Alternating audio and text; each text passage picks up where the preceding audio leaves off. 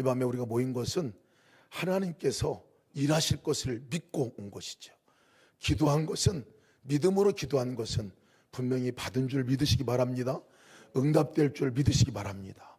그 믿음이 우리를 살리는 거예요. 그 믿음이 주님과 우리에게 생명의 연결고리인 것을 믿고 오늘 나가시기를 축복합니다. 우리가 기도할 때, 오늘 예배 중에도, 말씀 듣는 중에도 그 믿음을 달라고 기도하시고, 그 믿음이 굳세게 해달라고 기도하시고, 흔들림 없게 해달라고 기도하시고, 예배 후에 우리가 또 함께 통성으로 기도할 때도 그 기도하는 것이 될까가 아니라 주님께 기도하면 그 문제보다 크신 주님께서 그것을 해결해 주실 줄을 믿습니다. 이 믿음으로 나가야 합니다. 여러분, 믿음 갖고 나가시기를 주의 이름으로 축복합니다. 오늘 이 시간은 믿는 자리입니다. 믿음의 자리입니다. 그 믿음이 말씀을 듣는 중에도 굳세어지고 기도하는 중에도 굳건해질 줄 믿습니다. 하나님 말씀 보겠습니다. 누가복음 3장 2절에서 6절 말씀입니다. 누가복음 3장 2절에서 6절 말씀, 저와 여러분들이 한 절씩 교독하여 읽겠습니다.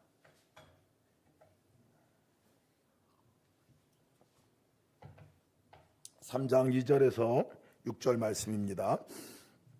안나스와 가야바가 대제사장으로 있을 때에 하나님의 말씀이 빈들에서 사가랴의 아들 요한에게 임한지라.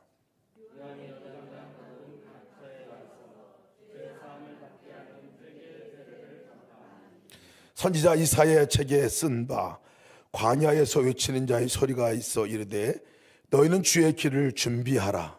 그의 오실 길을 곧게 하라. 모든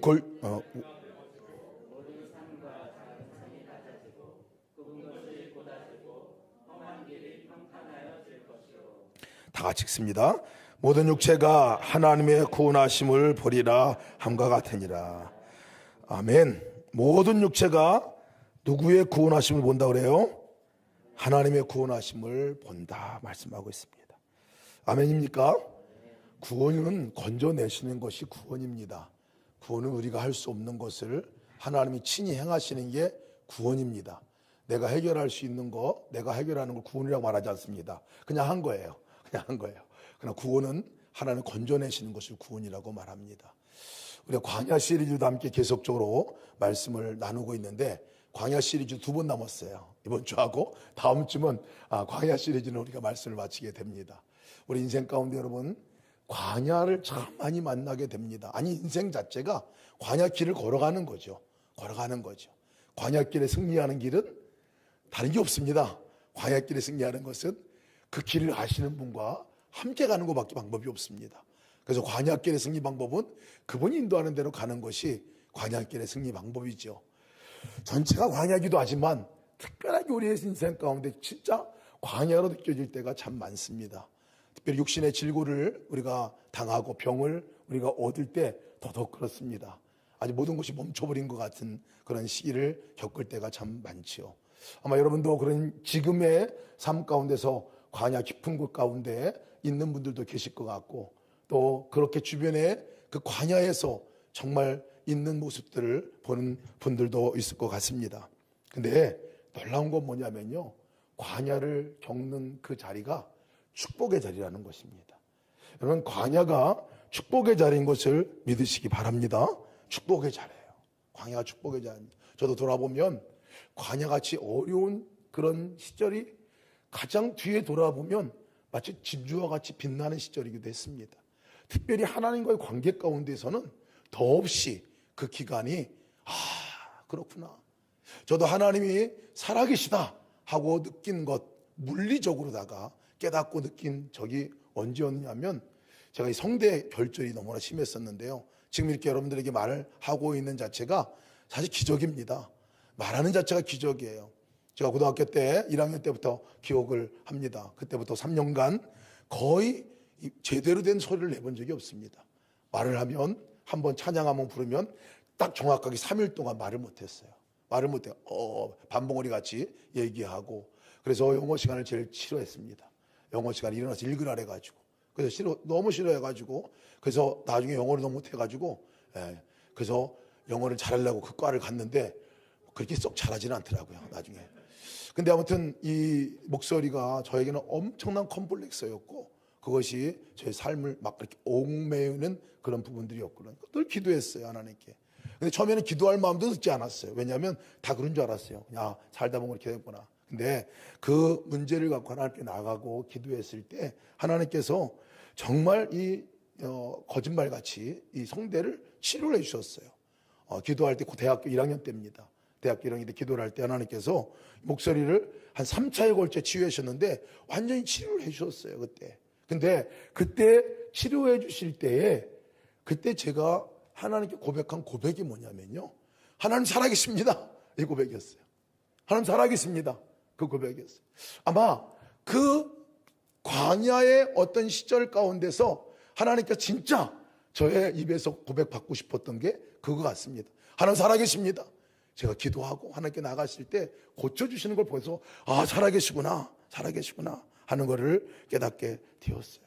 가장 힘들고 어려운 관계의 어려움을 가질 때에 참 정말 힘들더라고요. 사람의 관계가 깨어지고 오해가 되고 어떤 말로 다 설명도 되지 않고 아 했는데 어로 받아들이고 저 사람의 마음 가운데 계속 나를 후벼파는, 그리고 나 또한 그 사람이 생각할 때는 정말 어려움 가운데 있는 한 사람으로 인식될 때 너무나 힘든 기간을 보냈었거든요.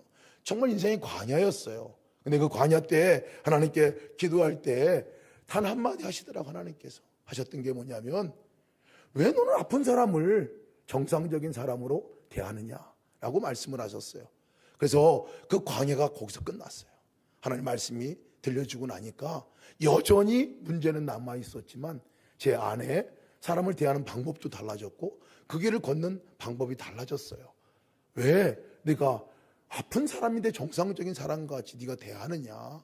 아픈 사람은 아픈 사람으로 환자로 대해야 되는 거야 라고 말씀을 하셨거든요. 그러고 보면요, 여러 가지 광야를 만날 때마다 하나님께서 거기에 숨겨놨던 비밀들이 있었어요. 숨겨놨던 하나님의 음성이 있었어요. 진주와 같은 거. 그 다음에 어떤 관계를 맺더라도 하나님께 그 관계를 가질 때마다 그때 말씀이 기억나게 하시고 그 말씀이 되새겨지게 하시더라고요. 여러분, 우리가 지금 광야 가운데 있다면 분명히 인식해야 합니다. 하나님께 우리에게 이 광야를 통해서 나를 통해서 고백을 받으시고 싶은 고백이 있으실 거예요. 분명한 고백이 있을 거예요. 분명히 주님께서 일하시는 것을 보고 하나님은 살아계십니다 라는 고백이든지, 내가 주님을 사랑합니다 라고 하는 고백이든지, 어떤 고백을 주께서 우리에게 들으실지 모르겠어요. 그 고백을 받기를 원하신다는 거. 또 하나는요, 분명히 하나님께서는 이 광야의 시기에 우리에게 말씀하신다는 거예요. 분명히 말씀하신다는 거예요. 그 말씀을 들으시는 여러분 되시기를 주의 이름으로 축복합니다.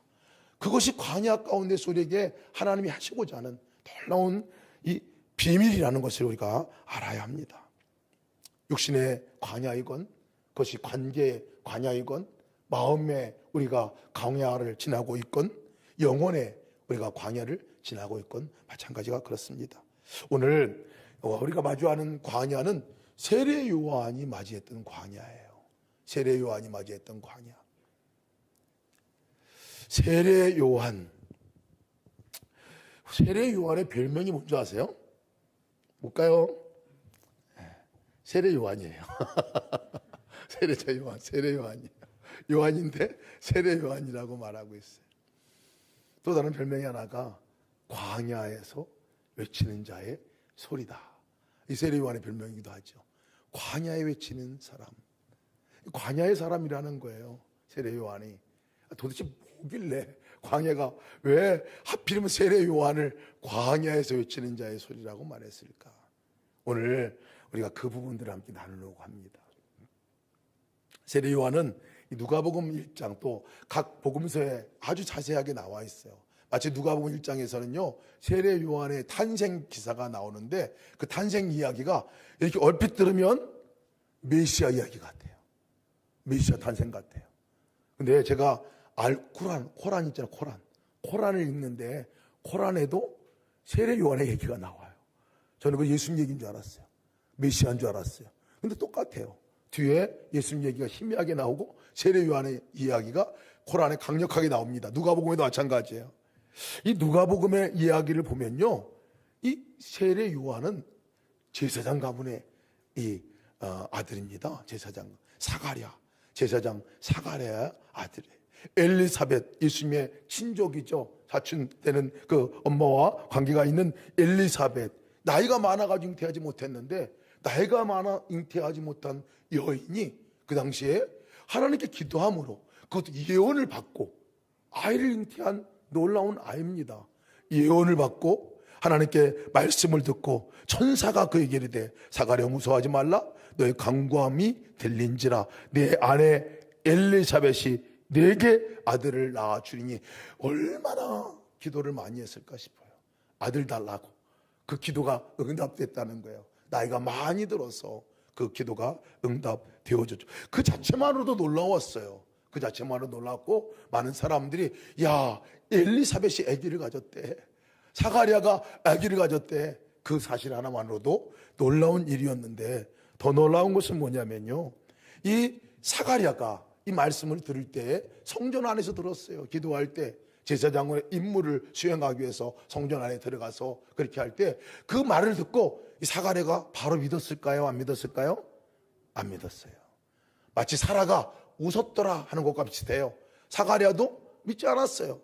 그의 믿지 않음으로 인해 가지고 바로 일어났던 게 뭐냐면, 이 제사장이 예배드리러 갔다가 벙어리가 됩니다. 그 안에서. 여러분들 예배드리러 나왔다가 벙어리가 집에 들어가면 어떤 일이 날까요?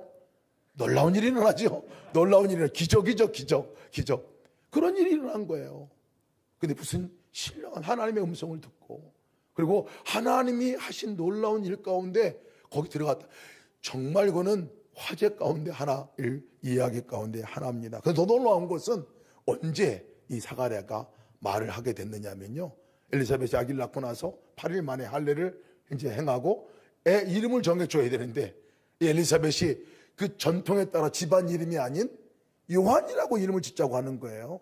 그때 요한이라고 이름 짓자고 하는 그것을 보고 다 반대했어요. 근데 그때 누가? 이 아버지에게, 벙어리인 아버지에게, 말 못하는 아버지에게 서판을 갖다 주고, 이 이름을 뭐라고 질까요? 물었더니 뭐라고 줬어요? 썼어요. 뭐라고? 요한이라고 썼어요. 놀라운 일이죠. 그러자마자 이 사가랴 입이 풀렸어요. 말을 하게 되었습니다. 여러분, 이것이 글로 쓰여진 것은 그렇지만 그 당시에 여러분 이것을 다른 사람이 이야기를 들었다면요, 그리고 그 예언의 이야기 가운데 하나가 엘리야와 같은 능력과 엘리야와 같이 준비된 자로 쓰게 될 것이라는 말씀도 들었어요. 그러니 많은 사람들이 주목해 본 사람 가운데 하나이죠. 아마 많은 사람들이 예수님보다도 오히려 세례 요한이 메시아일 거다 라고 생각한 사람들도 꽤 있지 않았을까 싶습니다. 그런데 여기까지 이야기고요, 그 다음 이야기는 없어요. 그리고 세례 요한이 광야에서 외치는 자다라는 얘기가 나옵니다. 도대체 무슨 일이 그 가운데 일어났을까요? 그것이 여러분, 우리가 성서적인 배경을 보면 그 당시에 사가랴가 제사장 그룹이었어요. 그런데 제사장으로 섬기고 있는데 실제 그 당시의 종교 상황을 보니까요, 너무 부패도 심하고 너무 종교적인 거예요.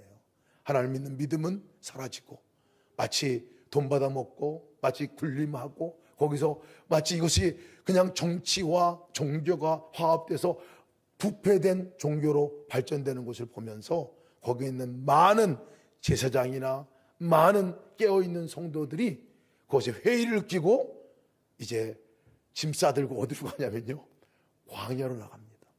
광야로 나가요. 예루살렘 버리고 광야로 나가요. 그 광야로 나가서 우리가 이렇게 썩은 이곳에 있지 아니하고 광야에서 하나님을 바라보고 우리가 나가겠다. 예언했던 그 광야에서 외치는 자의 소리여 이르되 너희는 광야에서 여호와의 길을 예비하라. 우리는 여호와의 길을, 주님 오시는 길을 광야 나가서 예비하고 준비되어야 되겠다 하고 나간 사람들의 분파가 어떤 파냐면요, SNF파입니다. SNF파예요. 우리 성경이 사회 본문이 주어질 때 그 사회 성경 그 두루마리가 어디서 발견됐냐면 이 SNF파들이 살고 있던 동굴에서 발견되었거든요. 말씀과 기도로 살아갔던 사람들이에요. 그 말씀과 기도로 유일하게 그 당시에 하나님의 그 통로가 되었던 사람들이 바로 그곳에 광야에 나갔던 사람들입니다. 왜 나갔냐면요, 광야에서 주의 길을 예비하려고 나갔어요. 광야에서 하나님이 오시는 대로를 평탄케 하는 일을 하기 위해서 나갔어요. 여러분, 광야가 그런 곳인가요? 그러려면 예루살렘에서 해야 되잖아요. 예루살렘에서 맞이해야 되잖아요. 그런데 광야로 이 사람들이 나갔다고 말합니다. 그런데 놀라운 것은요, 이 광야는 아무것도 없는 곳이에요. 아무것도 없는 곳입니다. 광야 가보면 진짜 아무것도 없어요. 정말 황량하게 그지할데 없는 그곳이에요. 그들이 행했던 일은요, 그곳에서 말씀 보고 매일 세례를 행했다고 그랬어요. 매일. 왜냐하면 매일 정결 의식을 행한 거예요. 하나님 앞에서 우리가 거룩한 사람으로 서 있도록 우리를 그렇게 인도해 달라고. 그렇게 떼묻고 세상 가운데서 그렇게 부정하고 그렇게 죄 많은 것 보고 듣는 모든 것들이 죄인 것 같은 그런 상황 속에서 이곳에 와서 오직 하나님과 함께 우리가 하나님과 함께 살아가는 삶을 살겠다고 하고 그들이 행했던 것은 매일 세례를 행했다고 그래요. 정결례지요. 정결례. 그래서 SNF 바에서 정결례를 행한 그 사람들을 보고 그곳에서 나온 요한을 보고 뭐라고 말한 거냐면 세례자 요한이다 라고 그렇게 이름을 정해준 거죠. 근데 여러분, 우리가 주목해 볼 말씀이 있습니다. 이 광야에 나간 그들이 무엇을 그곳에서 했느냐 하는 거죠. 특히 세례 요한이 광야에서 도대체 어떤 일이 있었는가 하는 것을 보면요, 400년 동안 말라기 선지자가 오고 나서 400년 동안 아무런 예언자가 나타나지 않았어요. 아무런 하나님의 예언의 말씀이 나타나지 않았어요. 예수님이 오시기 전까지 아무런 예언도 없었어요. 말씀도 없었어요. 왜 말씀이 없었겠어요? 말씀이 있었으나 듣는 자가 없었습니다. 근데 그 400년의 공백을 깨고 말씀을 들은 사람이 나타나는 거예요. 그 말씀하신 하나님께 귀를 기울이고 그 말씀이 너무 분명하게 들려지고 그 말씀을 선포해서 주의 오시는 길을 예비한 그 사람이 누구냐면 세례 요한이에요. 이 세례 요한입니다. 누가복음 3장 2절 말씀 제가 읽어드릴게요. 하나님의 말씀이 빈들에서, 광야죠, 빈들에서 광야에서 사가랴의 아들 요한에게 임한지라. 제사장이 되어야 될 사람이었거든요. 사실은 예루살렘에서 대접받고 제사장 되어 사람이었는데 광야에 나가서 그 험한 삶을 거기서 살고 석청과 메뚜기를 먹고 가죽 옷을 입고 살았던 이 요한에게 하나님께서 임하셨다라고 얘기를 하고 있습니다. 예언자, 400년의 공백을 깨고 하나님의 말씀을 그에게 주었어요. 그것이 어디서 주신 거냐면요, 광야에서 준 겁니다. 광야에서 하나님의 뜻을 구하고, 광야에서 기도하고, 광야에서 이 민족이 살도록 해달라고 구하고, 광야에서 이 질병과 이 삶 가운데 병들었던 이 세상이 구원받게 해달라고 기도하고, 그것 이전에 자기 삶 가운데 병든 것, 질병들이 치유케 되고 정결케 되고 자기의 영혼이 거룩하게 정결하게 되달라고 그렇게 기도했던 그 사람들, 그 사람 가운데 이 사도 요한, 이 세례 요한에게 하나님 말씀이 강하게 임했다라고 말씀하고 있습니다. 여러분, 광야라는 것은요, 무엇하는 곳이냐면 주님과 독대하는 자리가 광야인 것을 믿으시기 바랍니다. 광야는 주님과 독대하는 자리예요. 주님을 만나는 자리예요. 그래서 주님의 음성을 듣는 자리가 광야예요. 그래서 광야의 이름의 뜻이 뭔지 아세요? 히브리어로 말하면 미드바르라고 합니다. 미드바르는요, 다바르라는 말과 앞에 있는 이 미드라는 단어가 합쳐져 있는 말인데요, 무엇으로부터 말하다, 무엇으로부터 말씀하시다 라고 얘기를 하고 있는 거예요. 광야로부터, 있는 곳으로부터 하나님께서 말씀하시는 곳이 광야예요. 이것이 광야입니다. 여러분, 우리가 광야를 만나고 있다면 우리가 인식해야 될 게 있습니다. 우리 삶 가운데 그동안 들리지 않았던 음성이 들려지는 자리가 광야라는 거예요. 내 삶 가운데 정말 보이지 않았던 주님이 보이는 자리가 광야인 것을 믿으시기 바랍니다. 그 어느 시간보다도, 어느 세월보다도 가장 강력하게, 가장 깊은 찬스와 기회가 바로 그 자리라는 것을 우리가 알아야 합니다. 그래서 광야는요, 다른 많은 우리 분들이 얘기하는 것들은 광야는 외로움의 자리다, 고독한 자리다 라고 얘기합니다. 그렇죠. 광야를 만나면 외롭습니다. 고독스럽습니다. 질병 하나 만나도요, 외로워요. 서운해요. 그리고 쓸쓸합니다.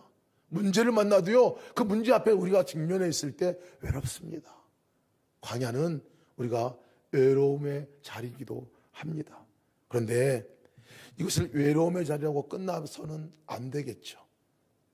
헬리나 오웬이 이렇게 말합니다. 외로움은 사막이라면 고독은 동산이다. 아벨라의 테레사가 말씀하고 있는 부분들이 이렇게 말합니다. 당신이 홀로 있으면 하나님을 만나게 된다라고 얘기합니다. 외로움의 자리는요, 혼자 있으면 외로움의 자리고, 고독스러운 자리고, 고통의 자리고, 그리고 그것이 절망의 자리이지만 하나님을 만나는 자리인 것을 우리가 믿으시기 바랍니다. 홀로 있는 그 자리가, 외로움의 그 자리가 하나님이 분명하게 보이는 자리고, 하나님의 음성을 분명하게 듣는 자리라는 거예요. 그래서 마치 광야에서 우리가 해야 할 일이 뭐냐?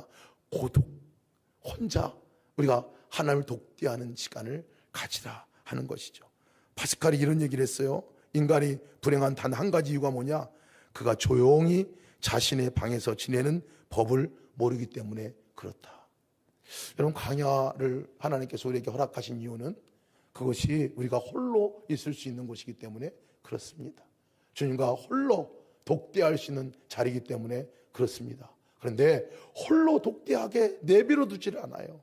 우리는 홀로 주님을 생각할 수 있는 마음의 여유도 갖지 못하게 합니다. 우리가 하루 동안 보면요, 뇌가 쉼없이 돌아가요. 뇌가 쉼없이 돌아가요. 왜 그렇습니까? 뭐 안 보면 허전해. 뭐 안 들으면 외로워. 그래가지고 요즘에는 방법이 핸드폰 켜놓고 뭐 인터넷 켜놓고 뭐 켜놓으면 계속 뇌가 쉼없이 잘 때까지, 눈 감을 때까지 돌아간다는 거예요. 쉴 틈이 없습니다. 그러니 우리 마음과 생각이 고독할 틈이 없어요. 고독할 틈이 없어요. 스스로의 광야를 만들어야 한다고 얘기를 합니다. 스스로의 광야가. 왜? 그것이 멈춰져야, 생각이 좀 멈춰져야, 우리의 마음이 멈춰져야, 우리 가운데 그렇게 계속해서 생각하고 다른 것이 들어오고 들려오는 곳에 열려진 모든 것들이 멈춰져야 비로소 우리가 주님을 만날 수 있는데 안 멈춰져요. 들어오는 게 너무나 많습니다. 너무나 복잡합니다. 우리의 마음에 너무나 복잡하고, 그래서 주님이 무엇을 하시고 싶어도 아무것도 할 수 없는 존재가 되어버렸다는 거예요. 광야로 왜 주님께서 몰아치는지 아십니까? 주님 아니면 그것을 벗어날 수 없는 상황이 되어야, 그래야 그때야 비로소 하나님 하고 우리가 외치기 때문에. 질병이 있을 때, 그래서 질병이 축복이라고 말하는 것도 그렇습니다. 병이 축복이 될 수 있는 거예요. 왜? 그럴 때 우리가 잠시 멈춥니다. 하나님께 갑니다. 하나님, 이거 고쳐주세요. 다른 건강할 때는요, 하나님 안 찾습니다. 그냥 내가 건강할 때는요, 교만이 있죠. 저야말로 교만이 엄청난 사람이죠. 여러분, 제가 건강해 보이잖아요. 건강하나 믿고, 건강 때문에 하나님 잘 안 불러요. 그런데 또 무릎 아파지고 뭐 아파지고 그러니까 뭐 하나님밖에 없어요. 하나님 좀 이거 안 돼요, 하나님. 그러니까 그 기간이 오히려 하나님께로 우리를 이끌어가고 우리의 삶의 고독의 자리로 가게 하는 거지요. 고독의 자리로 가는 거예요. 정신적인 영혼의 모든 질병도 마찬가지입니다. 우리 가운데 그런 것들이 닥칠 때 우리가 해야 할 일은 뭐냐면요, 하나님 앞에 독대하는 일입니다. 하나님 앞에 독대하는 일이에요. 하나님 앞에 기도하는 일이에요. 바로 독대하고 기도하는 그 자리에 나갈 때 하나님께서 비로소 그 가운데서 역사하시고 말씀하시고 인도하는 줄 믿으시기 바랍니다. 말씀하실 거예요. 오늘 여러분들 가지고 나온 문제가 있다면 감사하시기 바랍니다. 그것을 인해서 내가 광야의 그 삶이라는 것을 깨닫게 되기 때문에 그렇습니다. 인간의 관계가 꼬여지고 어려워지면 구원은 주님밖에 없다는 것을 그때야 비로소 찾게 되잖아요. 주님께 찾게 되잖아요. 정상적인 관계 회복되면 또다시 주님 없이 그냥 살아갈 때가 많습니다. 평안아, 내가 있을 때는 막 매달리고 주님께 고백하고 주님 고쳐달라고 얘기하자. 또 낫잖아요. 좀 괜찮아지고 뻐끔해지면 또 새카맣게 잊어버리고 나가는 게 우리의 삶이잖아요. 그러니 이 아픔과 이런 것들이 주님 앞에 우리가 설 놀라운 자리라는 거예요. 오늘 이 자리에 주님께 초청하신 이유는 그러리라 믿습니다. 하나님께서 우리에게 하나님께서 만나주기 위해서, 하나님께서 만나서 뭐 하려고? 말씀하시려고 우리를 이 자리에 불러주신 거라 이렇게 믿습니다. 세례 요한이 광야에서 아무것도 없는 가운데서 사실은 주만 바라보게 되는 사람이 되었거든요. 그러니까 그곳에서 하나님께서 분명히 말씀하셨습니다. 3장 2절 보면 안나스와 가야바가 대제사장으로 있을 때 대제사장에게 말하지 않았어요. 하나님 말씀을 누구에게 말했냐면 하나님 말씀이 빈들에서 사가의 아들 요한에게 말씀했다고 말씀하고 있습니다. 여러분 삶을 돌아보십시오. 가장 강력한 말씀이 언제 들렸습니까? 저도 잊지 못할 말씀들은 다 가장 제가 광야의 길을 걸었을 때예요. 뇌경색이 왔을 때 그때는 아무것도 할 수 없더라고요. 아무것도 할 수 없어요. 사고도 안 됩니다. 외우는 건 더더군다나. 그나마 막 성경 감상 엄청 했거든요. 다 잊어버렸어요. 제가 그때 후유증 그러다가 지금 단기간에 이렇게 바로 나오는 말을 잘 못합니다. 그래서 무슨 뭐 퀴즈를 낸다거나 뭐 물어본다 바로 대답을 못해요. 그때는 더 했습니다. 사람의 이름을 기억하지 못하겠더라고요. 내가 누굽니까? 라고 물으면 모르겠는 거예요. 그리고 읽은 성경도 바로 기억이 안 났어요. 기억이 안 납니다. 그런데 그때 아무것도 할 수 없고 교회에서도 병가를 내가지고 따로, 그래서 사실 병가를 내가지고 할 수밖에 없는 그 상황이었는데 그때 하나님께 나가서 하나님 하고 부를 때, 아빠라고 부를 때 하나님 그때 하셨던 게 뭐냐면요, 잊혀지지 않는 말씀을 해주신 거예요. 뜬금없이 주님께서 하신 말씀이 Rejoice in me 라고 말씀하셨어요. 내 안에 기뻐하라. 내 안에 기뻐하라. 왜 너 두려워하느냐? 왜 너 무서워하느냐? 왜 너 나 없는 사람같이 그렇게 있느냐? 내가 네 아빠야. 그러니까 너 Rejoice in me. 내 안에서 기뻐하라. 결정적인 순간에는 저에게 하나님께서 영어로 말씀하신다는 은혜가 있어요. 영어로 말씀. 그것도 딱 3자 이상은 한 번도 말씀하신 적이 없어요. 3자 이상은. 그때 얼마나 감사하니. 그냥 너무 지금도 명확해요. 그래서 비슷한 상황이 주어질 때 Rejoice in me. 너 왜 두려워하느냐? 너 왜 무서워하느냐? 내가 없는 사람 같이 너 왜 그렇게 살아가느냐? 내가 네 아빠야 라고 말씀하고 계시더라고요. 여러분, 우리가 하나님의 분명한 말씀을 들을 때는 바로 우리의 광야의 삶을 통과할 때 주께서 말씀하시죠. 오늘 이 밤에 여러분 일생 가운데 잊혀지지 않는 말씀을 받으시고 돌아가신 여러분 되시길 축복합니다. 오늘 시편 42편이 생각이 났어요. 이 말씀을 묵상하면서 시편 42편이 생각이 났어요. 우리가 너무나 잘 아는 말씀이잖아요. 하나님, 사슴이 시냇물을 찾기에 갈급한 같이 내 영혼이 주를 찾기에 갈급합니다. 고라의 자손의 시입니다. 이 시편이 아주 멋있어 보였거든요. 멋있는 시편 아니에요. 엄청난 고난과 엄청난 광야의 한복판에서 얘기하는 이 고백이에요. 내 영혼이 주를 찾기에 갈급하며, 얼마나 갈급했으면 사슴이 시냇물을 찾기에 갈급한 것 같이 내가 주를 찾기에 갈급합니다 라고 고백을 했거든요. 여러분, 사슴이 시냇물을 찾는 것이 쉬울까요? 어려울까요? 어려울까요? 힘들까요? 저는 이게 굉장히 아름다운 장면으로 보였어요, 이전에는. 근데 아니에요. 사슴이 시냇물에 오려면요, 광야에서는요, 온갖 짐승들이 다 와요. 거기에 사자도 오고 맹수들도 오고. 그러니 사슴이 시냇물을 찾아가서 물 한 모금 먹으려고 가려고 하면요, 목숨을 거는 위험을 감수해야 된다는 거예요. 물을 한 모금 먹으면서. 그러나 그 물을 먹지 않으면 죽으니까 다른 어떤 위험이 있어도 내가 가서 사자에 물려 죽을지라도 가서 물 한 모금 먹으려고 하는 그 심정으로 나온 이 시편이에요. 이게 그 심정으로 내가 나갑니다. 하나님이 아니면 나는 죽습니다. 이런 심정으로다가 내가 주님 앞에 나갑니다 라고 얘기하는 겁니다. 내 영혼이 하나님, 곧 살아계시는 하나님을 갈망하나니 내가 어느 때에 나가서 하나님의 얼굴을 배울까? 이게 시편 42편의 시작입니다. 그 이후에 계속 나오는 상황에 대한 보고는 뭐냐면요, 광야의 절규예요. 광야의 절규. 너무나 어렵고 힘든 상황에 처해 있는 그 모습들. 그래 내 영혼이 주를 찾기에 갈급합니다. 주 외에는 소망이 없습니다. 주님 아니면 나를 건져낼 자가 없습니다 라고 고백하는, 고백이는, 외치는 이 광야의 소리입니다. 얼마나 어려운지요. 계속 고백하는. 다른 사람들이 니네 하나님이 어디 계시냐, 니네 하나님 죽은 거 아니냐, 어떻게 그 하나님 살아계시다면 너를 그 모양으로 남겨두느냐 라고 말합니다. 지금 내가 죽게 생겼습니다 라고 지금 말하는 이 고백이에요.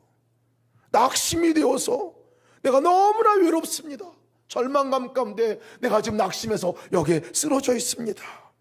파도의 물결이 나를 휩쓸어 버리는 것 같이 너무나 힘듭니다. 하나님, 왜 나를 잊어버렸었습니까?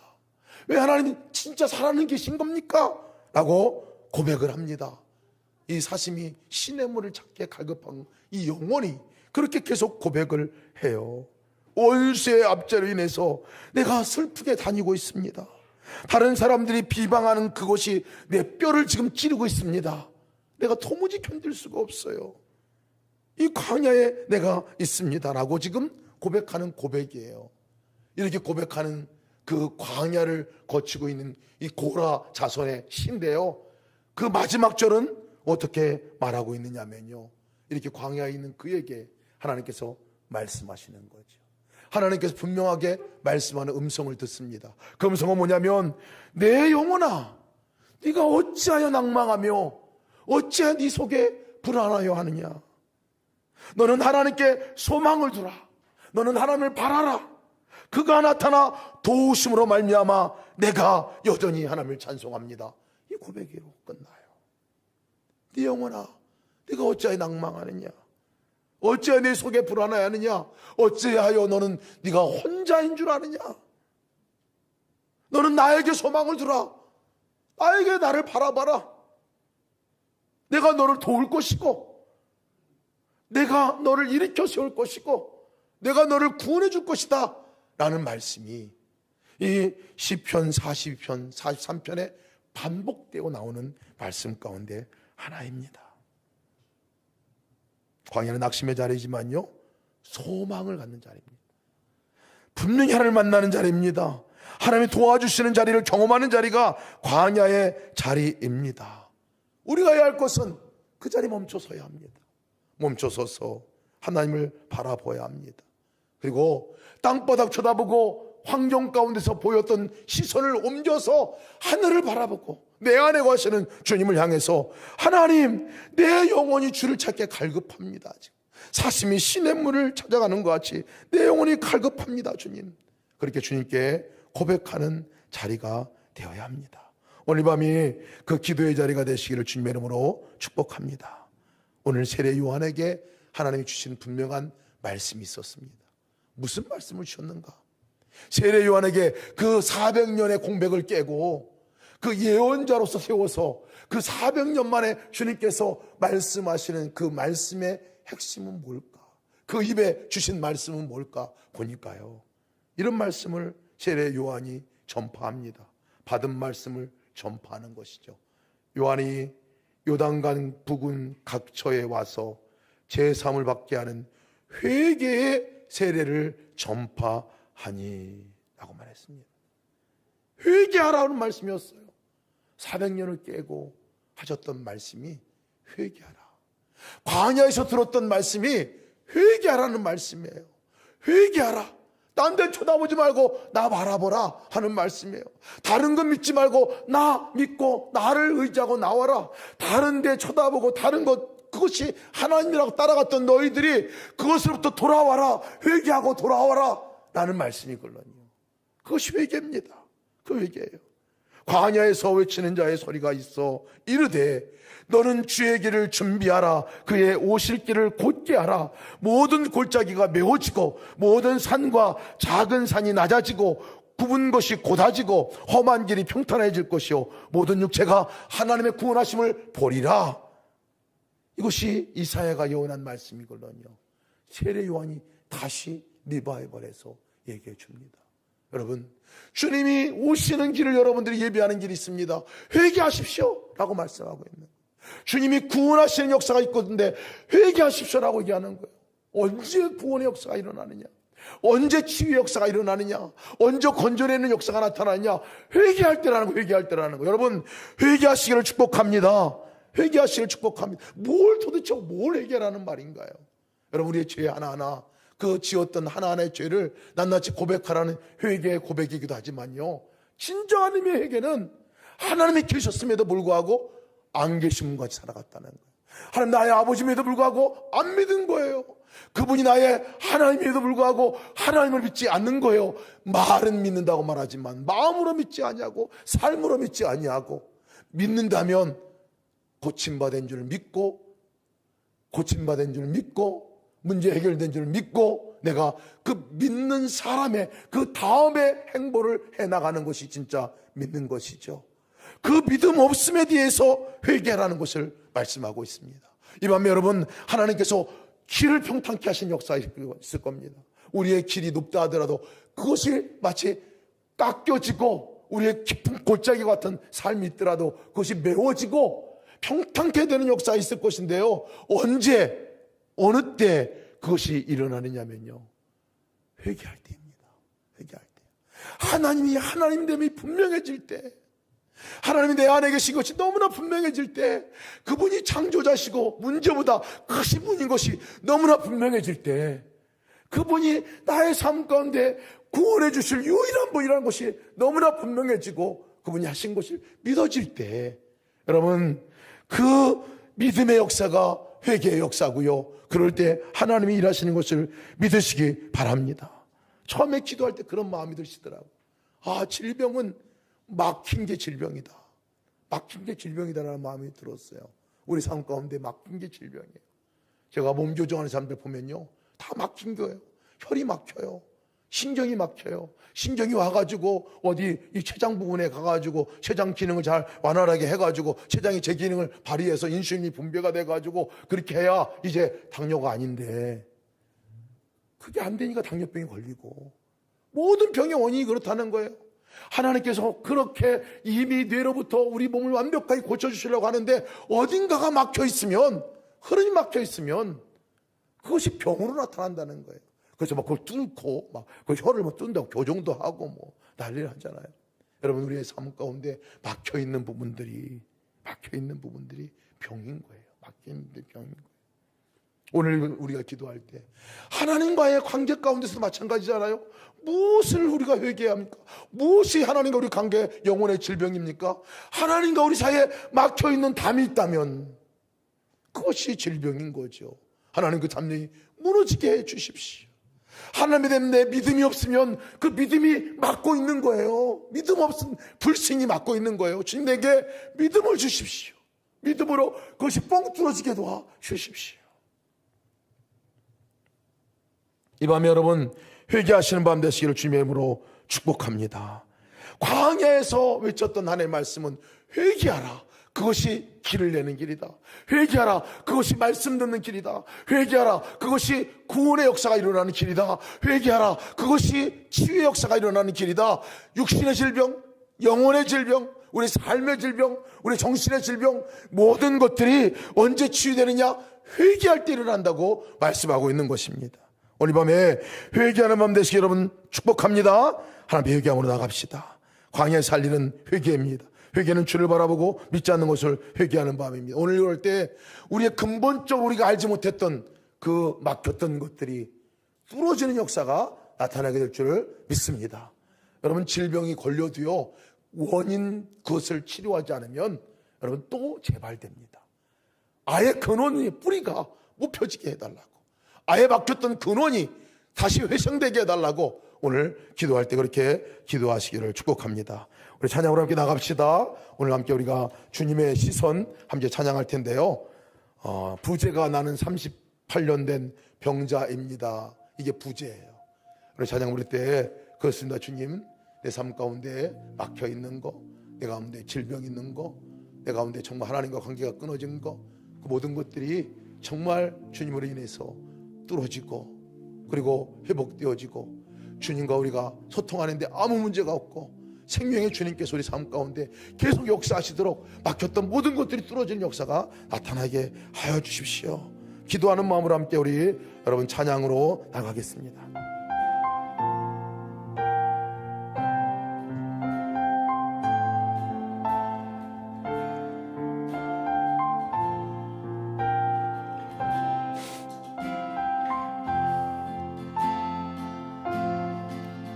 흐르는 시간이 한숨만 남기고 반복된 실패 속 지쳐갈 때 내 맘의 소망이 눈물 조각 때 내 곁에 다가와 내 곁에 다가와 부르시네. 주님의 시선 나를 비추시고 상처난 내 맘 만지시네. 말씀하시고 회복해 하시네. 주의 사랑이 다시 살게 하시네. 아멘. 한 번 더 합시다. 찬양. 흐르는 시간이 한숨만 남기고 반복된 실패 속 지쳐갈 때 내 맘의 소망이 눈물 조각될 때 내 곁에 다가와 부르시네. 주님의 시선 나를 비추시고 상처난 내 맘 만지시네.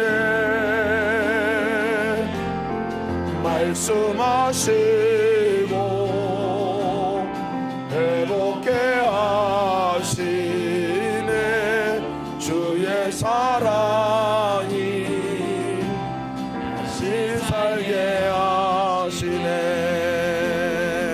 주님의 시선 나를 비추시고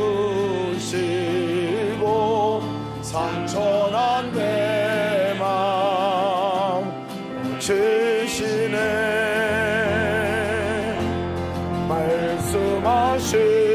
말씀하시고 회복해 하시네. 주의 사랑이 다시 살게 하시네. 우리 함께 기도합시다. 우리 동서 기도할 때 먼저 우리의 믿음 없음을 주 앞에 고백하기를 원합니다. 살아계신 하나님이 분명히 계신데 믿음 없음을 우리가 이 시간 고백하기 원합니다. 믿는다면 이미 응답하신 주님을 우리가 확실히 믿고 응답받은 자로 살아가게 됩니다. 주님, 내가 오늘 이 시간 주님을 분명히 계신데도 불구하고 믿지 못하고 무시하고 바라보지 못함을 회개합니다. 주여 용서하여 주시옵소서. 또한 기도하기 원하는 것은 광야에서 하나님의 음성이 분명히 들려지고 내 삶 가운데 육신의 질병, 정신의 질병, 모든 질병들이 예수 그리스도의 이름으로 완전히 오늘 치유되는 역사가 나타나게 하여 주옵소서. 그 근본 뿌리가 근본 원인이 치료되는 역사가 있게 하소서. 막힌 것이 정말 뚫어지는 역사가 있게 하셔서 그 가운데 생명의 역사가, 생명이 강같이 흘러가는 역사가 나타나서 살아나고 회복되고 그렇게 놀라운 은혜 가운데 나가게 하여 주옵소서. 우리 시간 같이 통성으로 기도하고 여러분 돌아가실 텐데, 여러분 특별히 여러분 같이 오늘 중보기도 올려드리는 그 카톡방에 들어있는 중보기도 제목 방을 열어서 거기에 우리가 중보하며 기도할 많은 제목들이 있습니다. 특별히 우리 주호 우리 위해서 계속 기도해 왔는데, 주호를 위해서 또 우리 환우들을 위해서 함께 기도하고, 거기에 나와 있는 우리의 부모님들의 그 아픔을 위해서도 기도해 주시고, 우리 또 영혼 구원에, 영혼의 질병 가운데 있는 그들을 구원해 달라고 기도해 주시고, 그렇게 함께 여러분 계속적인 치유를 위해서 기도하고 돌아가시기 바랍니다. 특별히 요양병원에서 오는 환우들을 위해서도 함께 기도하시기 바랍니다. 그리고 여러분 같이 기도받기 원하시는 분은 그냥 여러분 기도하시다가 여러분 각자가 안수하고 돌아가셔도 되겠지만, 기도받기 원하시는 분은 기도 제목 적으셔가지고 갖고 계시거나 옆에 놓으시면 가서 함께 기도해 드리겠습니다. 다 같이 동서로 주여 세 번 부르시고 동서로 함께 기도하시겠습니다. 주여 주여